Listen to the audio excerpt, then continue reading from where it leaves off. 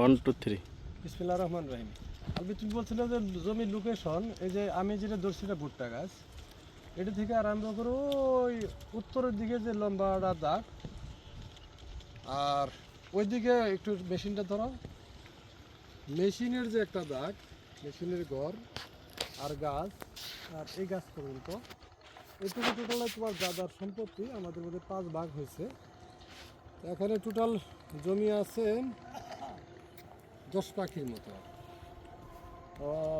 10 পাখি বলতে 100% জায়গা আছে, অর্থাৎ আদাবর যেটা আছে যে দুই পাশে যে জায়গাটা আছে অ্যাপার্টমেন্ট করছে 16 নম্বর সমানই জায়গা। এটাতে বিভিন্ন ধরনের ফসল করছে।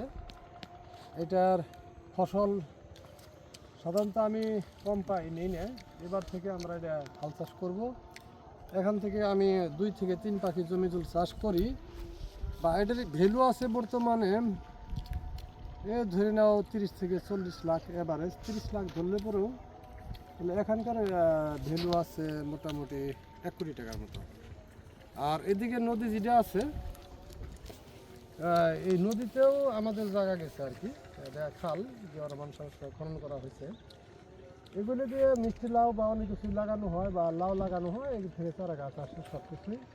ওইটা সিম গাছ, আমাদের সিম গাছ আমরা আজকে সিম তুলছি নিছি। এখানে ভুট্টার চাষ হয়, মরিচের চাষ হয়, পেঁয়াজের চাষ হয়, রসুনের চাষ হয়। এগুলা সম্ভবত আলু লাগাইছে, আলু গাছ না? হ্যাঁ হ্যাঁ, আলু গাছ। তো এখান থেকে যে গুল আলু বা লাল আলুগুলো এগুলো উৎপন্ন হয়। বড়ই গাছ আছে। আর ওই যে ঘরটা দেখা যাচ্ছে টিনের ঘর, ওই টিনের ঘরটা হলো মেশিন ঘর। ওই সময় আমাদের একসময় একটা ঘর ছিল। আর এদিকে যেটা দেখা যাচ্ছে সেটা হলো বেলতুল তালুকপাড়া, ফরিদাদের বাড়ি বা পুর বাড়ি। আর ওইদিকে আছে আসমাদের বাড়ি। আর এগুলো ইজলাগার জায়গা ছিল আর কি। এগুলো সব এলাকায় এমন উঁচু জায়গা হয়েছে যেটা এই জায়গাতে যদি একটু পানি উঠে তাহলে আমাদের বাড়িতে পানি উঠবে, এত উঁচু এলাকা হয়ে গেছে। এটা ধীরে ধীরে বিদ্যুৎ চলে এসে বেশি আসছে, এখানে ইন্ডাস্ট্রিয়াল এরিয়ার মতোই হয়ে গেছে। যদি কেউ ইঞ্জিনিয়ারিং করে বা মেকানিক্যাল ইঞ্জিনিয়ারিং করে এখানে ইন্ডাস্ট্রি করতে চায় তাহলে ইন্ডাস্ট্রি করা যাবে।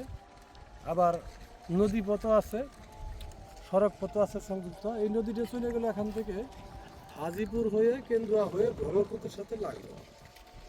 এই নদীটা খনন করা হয়েছে 1976 সালে।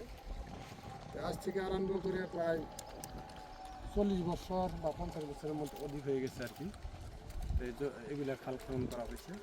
তা আমি এখানেই থাকতাম, বা আমাদের অনেক গরু ছিল, এখানে গোয়ালঘর ছিল, তখন কালার আবাদ হইতো, পাটের আবাদ হইতো। তো এগুলো পাহারা দেওয়া লাগতো। 20 থেকে 40টা গরু ছিল। আমি, আমার দাদা ভাই আর আমাদের শ্রমিক ছিল। আরও অনেকজন বিক্রি করা হয়েছে, প্লটগুলো ছিল। আমাদের মোটামুটি 40 থেকে 50 মণ সরিষা হইতো, ধানও হয়তো পর্যাপ্ত, এমনও হয়ে গেছে 700-800 মণ ধান হইতো পরে আর ধীরে ধীরে। এক সময় আমরা ভালোই ছিলাম, এখন আলহামদুলিল্লাহ ভালো আছি। এই জমি জমাগুলো সংরক্ষণ করলে প্রাকৃতিক পরিবেশ, মুক্ত আবহাওয়া, মুক্ত বাতাস, সব কিছু মিলেই এই আমি যে জায়গাতে আছি খুবই ভালো লাগতেছে বিষয়টা। এখানে দেখো এই মরিচ গাছগুলো খুবই সুন্দর। বর্তমানে 1 কেজি মরিচের দাম হলো 100 টাকা। তো এই প্লটটা যেটা আছে, যে মরিচটা লাগানো হচ্ছে ভুট্টা সহ, তো মোটামুটি এখান থেকে 5 থেকে 6 লাখ টাকা আসবে। মরিচ তুলে দেওয়া হয়, ট্রাক আসে, বস্তা ভরে নিয়ে যায়, রোড আছে। আমরা গাড়ি রাখছি তালুকপাড়া ঘাটের ওখানে, ওইদিকে তালুকপাড়া ঘাট, এখান থেকে 1/2 কিলোমিটার দূরে একটা বাড়িতে রাখছি। তো এখানে নিয়ে এসে আমরা ভিজিট করলাম। তুমি বলছিল যে এগুলো দেখাশোনা করে সীমা রক্ষা করার জন্য। তো এগুলো আমাদের খারিজ এবং মিউটেশন হয়েছে, সব কিছু হয়ে গেছে, নামজারিও হয়ে গেছে।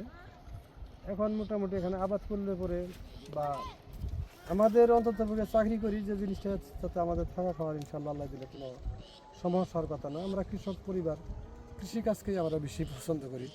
তোমরা ভালো থাকো, সুন্দর থাকো, আমিন।